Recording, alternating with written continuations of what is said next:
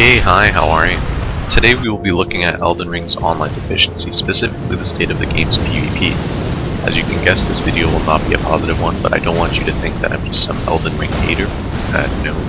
I really like the single player game, and as just the campaign experience, it scores well above a 9 out of 10 for me. The problem here is that the online play is absolutely abysmal. There are just so many things wrong right now, 4 months after release.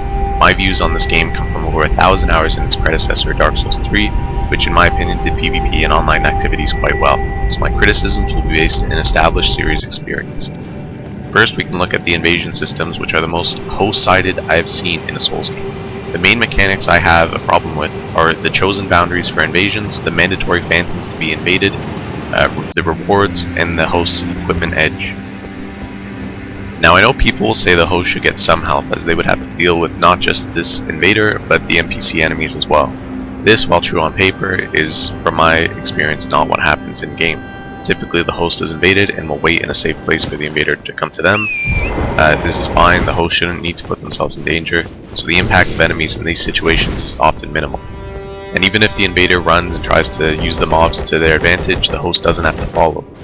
Patience is the best strategy here and was often employed in Dark Souls 3. Even so, Dark Souls gave the player an item to turn the mobs against invaders, which would nullify this strategy anyways. This was a fine solution as it encouraged active combat as much as possible, which led to encounters not wasting everyone's time. The other argument for host advantage is that only people confident enough to invade are those with good builds and plenty of experience, making them usually more skilled than the host. This is a fair point, though the longer a game is out, the player base is going to be a better mix of new players and experienced ones, such as a host who may be doing a new game plus playthrough. So some 50-hour invader may encounter a 100-hour host, making the skill unbalanced and the contrary. The last excuse for host advantages are that they don't want to be invaded. The solution here is that those who don't want to be invaded can simply not be online during their play. There is no downside to this in Dark Souls 3 or Elden Ring gameplay wise. The only thing you may miss are the messages, but you've seen one Tryfinger's butthole, you've seen them all. And if you really want to summon a phantom for a boss, you can go online right before the fight and summon the phantom right in front of the gate. And if you want to play through the normal game with your friend or guide, then it's fair to encounter a little bit of challenge in a Souls-like in the form of an invader who will try to hinder your progress. And if that doesn't work, you can always pull your Ethernet cord right out of the wall. That's right, pull your cord right out of the wall. Strategy never fails. The boundary issues come to play when hosts figure out where they can go with torrent and the double jump before being invaded, and then using the tongue to allow themselves to be invaded without a phantom. Having the white ring active allows the police to come save them from invaders. This method of AFK farming is disgusting and should be fixed by changing the region boundaries of invasion areas. What's worse is that the host will get the rewards even when the invader leaves of their own volition with a finger severer, leaving the invaders in a no-win situation often. The phantoms always being present in an invasion means the invader will always be outnumbered. The host can have 2 players helping them, while you can have up to 2 players as invaders if there is only 1 phantom with the host.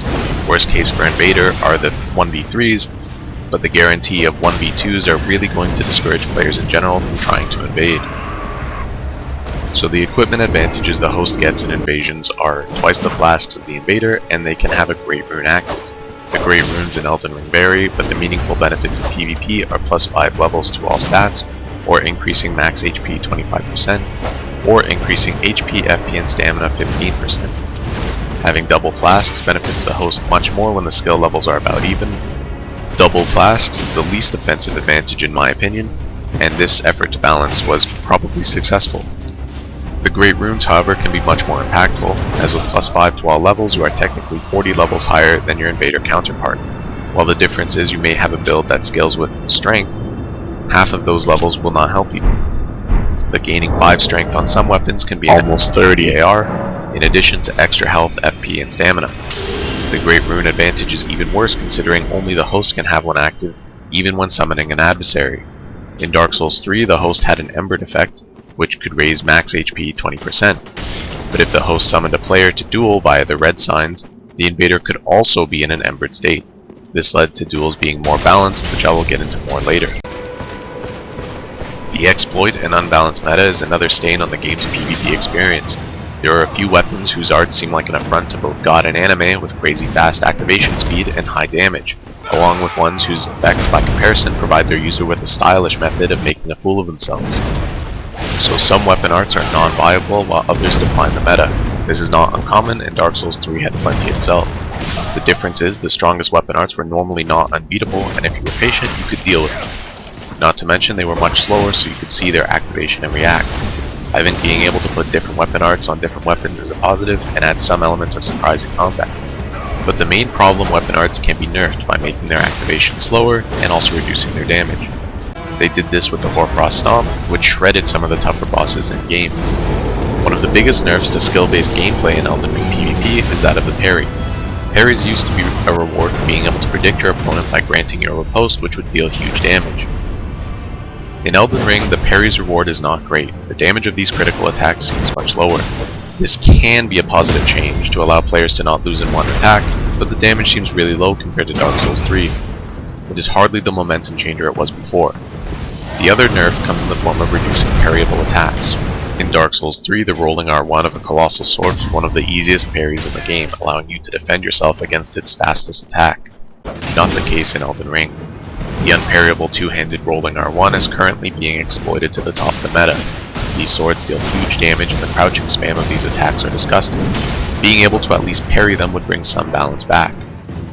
But it feels like the meta of this game heavily discourages the skillful techniques of players, such as parrying, timing your attacks properly, spacing, etc., and greatly favors spammable rolling attacks and left triggers, as well as high-poised slugfests. Now, all of these problems are nasty and hurt the game's community and online experience, but we know that they care at least a little, as pre-patch 1.4, I would crash or lose connection in about 1 out of 10 PvP duels or every time in co-op. Which leads me into the biggest plague of all, the connection. There is no reason that 90% of my online duels should be against people jittering around doing instant transmission, making it so if I blink, I have to take an extra beat to understand where the hell they went. Nor should each fight and loss come with the feeling of frustration that I didn't lose due to being outskilled, but because I didn't even have a chance to tell if my opponent is better than me because I got hit by an instant kill telefrag. I don't even know if my current strategies would work because each match my opponent doesn't exist on the same plane of existence as I do, making weapon contact impossible.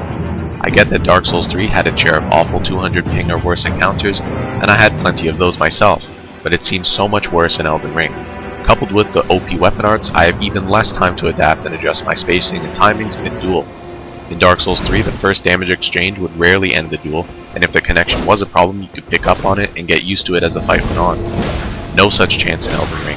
It is hard to tell if this laggy mess is a result of playing against people outside my area, or if netcode is just scuffed, but as I said, in Dark Souls 3 this wasn't nearly the problem it is in Elden Ring. It's possible that if the connection improves, many of my complaints in regards to PvP duels may be solved. The catch is how to accomplish this. Elden Ring, like Dark Souls 3, has a cross-region matchmaking setting. The problem is that FromSoft games recognize two regions, Japan and not Japan. This means that with cross-region on, I can play against anyone in the world. With it off, I could still play against anyone in the world so long as they are not in Japan. And when most of the people I seem to fight, judging by their Steam profiles at least, are from outside my normal server areas like North America East, or North America in general, enabling or disabling cross-region makes no difference. The best solution to this would be to add more regions so that a player in the US Northeast does not play against somebody on the other side of the earth. With cross-region off, a North America East player could play against a player in China, which is literally further and more out of region than Japan.